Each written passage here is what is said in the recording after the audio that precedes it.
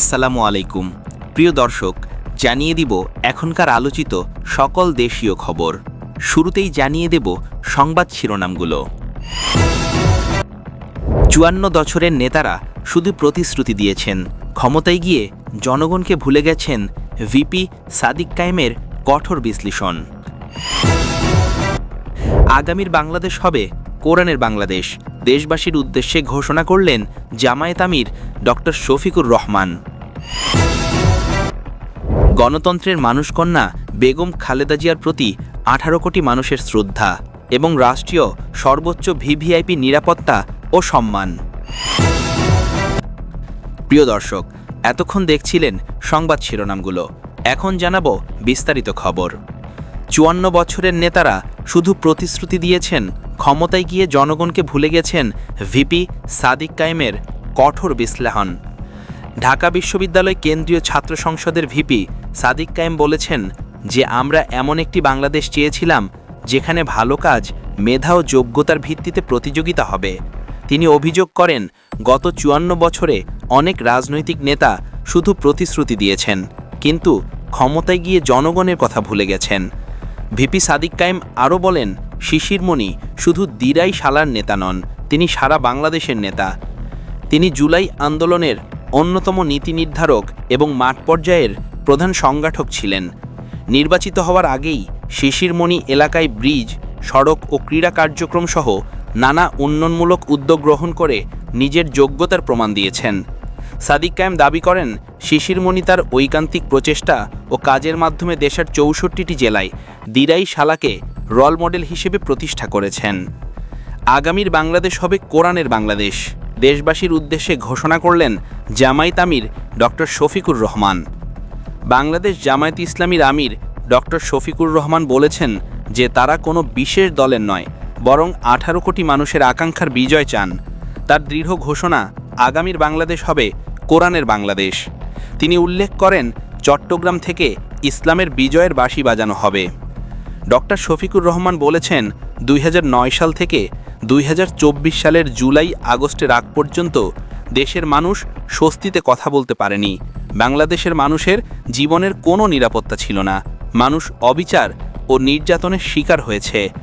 তিনি অভিযোগ করেন, আওয়ামী লীগ নিজেদের উন্নয়ন করেছিল, রডের বদলে বাঁশ দিয়ে বাংলাদেশের টাকা লুট করে সিঙ্গাপুরে গিয়ে ব্যবসা শুরু করে দিয়েছিল।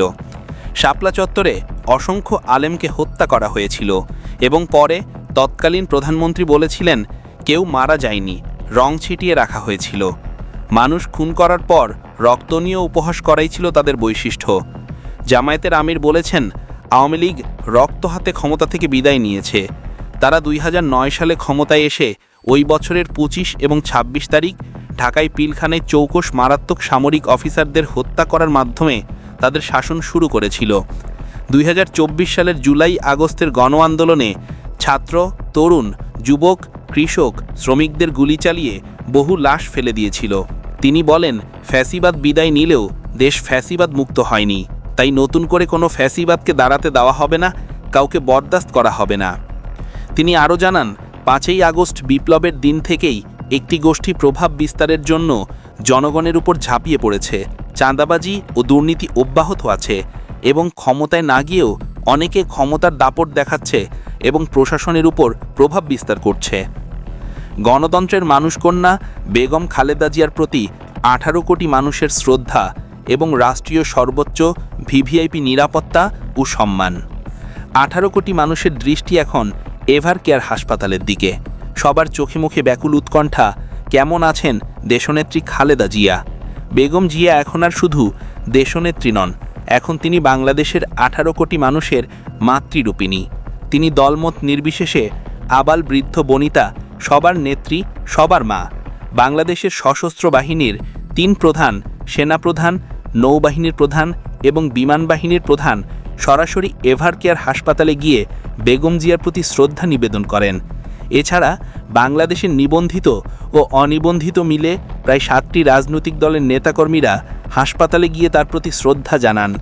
অসংখ্য পরিবারে ব্যক্তিগত ও পারিবারিক পর্যায়ে নামাজের ওয়াক্তে বেগম জিয়ার রোগমুক্তির জন্য মোনাজাত করা হচ্ছে। সবচেয়ে উল্লেখযোগ্য বিষয়টি হল, বিগত ১৭ বছর ধরে বেগম জিয়া কোনো রকম রাষ্ট্রীয় পদবিতে নেই, বরং শেখ হাসিনার শেষ দিকে সম্পূর্ণ বানোয়াট ও ভিত্তিহীন এক অভিযোগে তাকে কয়েক বছর জেল খাটতে হয়েছিল। জেল জীবন বেগম জিয়ার জনপ্রিয়তা এবং তার প্রতি সর্বস্তরের জনগণের ভালোবাসাকে একটু কম ম্লান করতে পারেনি। জামায়াত ইসলামী স্পষ্ট ঘোষণা করেছে, রাজনৈতিক মতাদর্শগত মতভিন্নতা থাকলেও বেগম জিয়া তাদের সভানেত্রী। এই একই আওয়াজ চরমোনাইর পীর সৈয়দ রেজাউল করিমের কণ্ঠে এবং খেলাফত মজলিসের আমির মাওলানা মামুনুল হকের কণ্ঠেও ধ্বনিত হয়েছে। সরকারের একটি কালোজ্জয় নিশ্চিত সিদ্ধান্ত হল বেগম জিয়াকে অতি গুরুত্বপূর্ণ ব্যক্তি বা ভিভিআইপি হিসেবে ঘোষণা করা। এই নতুন মর্যাদা অনুযায়ী তিনি এখন 3 স্তরে নিরাপত্তা পাবেন। ইতিমধ্যে এভারকেয়ার হাসপাতালের সামনে এসএসএফ, পিজিআর সহ বিশেষ নিরাপত্তা বাহিনী দেশনেত্রীর সম্মানে এবং নিরাপত্তায় মোতায়েন করা হয়েছে। সরকারের সর্বশেষ সিদ্ধান্ত মোতাবেক জরুরি প্রয়োজন মেটানোর জন্য বিদেশে গমন এবং অভ্যন্তরীণ স্থানান্তরের জন্য হাসপাতালের পাশে 2টি ফাঁকা মাঠকে সশস্ত্র বাহিনীর হেলিকপ্টার ল্যান্ডিং গ্রাউন্ড হিসেবে ঘোষণা করা হয়েছে। গত 17 বছর ক্ষমতায় না থাকা এবং কোনো পদপদবিতে না থাকা সত্ত্বেও তিনি একসাথে রাষ্ট্রীয় সর্বোচ্চ সম্মান ও শ্রদ্ধা এবং 18 কোটি মানুষের ভালোবাসা কেন পেলেন? কারণ এই সম্মান ও শ্রদ্ধা কোনো মহল সুসংগঠিতভাবে দেয়নি, বরং এটি জনগণ এবং রাষ্ট্রের বিভিন্ন মহল থেকে স্ফূর্তভাবে উৎসাহিত হয়েছে, যা চিরন্তন এবং অক্ষুণ্ণ থাকে। বেগম জিয়া তার 42 বছরের রাজনৈতিক জীবনে কোনোদিন কারো বিরুদ্ধে ব্যক্তিগত আক্রমণ করেননি। শেখ হাসিনা তার এত বড় ক্ষতি করেছেন, বিনা দোষে তাকে কারার অন্ধকার প্রকোষ্ঠে নিক্ষেপ করেছিলেন, তার জ্যেষ্ঠ পুত্রের মেরুদণ্ড ভেঙে দিয়েছিলেন এবং কনিষ্ঠ পুত্র অকালে প্রাণ হারিয়েছিলেন। তারপরেও কারামুক্তির পর তিনি শেখ হাসিনার বিরুদ্ধে ব্যক্তিগতভাবে একটি শব্দ উচ্চারণ করেননি। রাজনীতি করার কোনো অভিলাষ তার ছিল না, নিয়তি তাকে রাজনীতিতে টেনে এনেছিল। প্রেসিডেন্ট জিয়া শহীদ হওয়ার পর বিচারপতি আব্দুস সাত্তার তাকে দল ও রাষ্ট্রের গুরুভার বহন করতে অনুরোধ করেছিলেন। ইচ্ছার বিরুদ্ধে হলেও দলীয় প্রধান এবং সরকার প্রধানের গুরুভার তার কাঁধে চেপে বসেছিল। প্রিয় দর্শক, এই ছিল এখনকার গুরুত্বপূর্ণ নিউজ। আরও গুরুত্বপূর্ণ নিউজ নিয়ে ফিরছি কিছুক্ষণের মধ্যে। নিউজগুলো সবার আগে দেখার জন্য এই চ্যানেলটি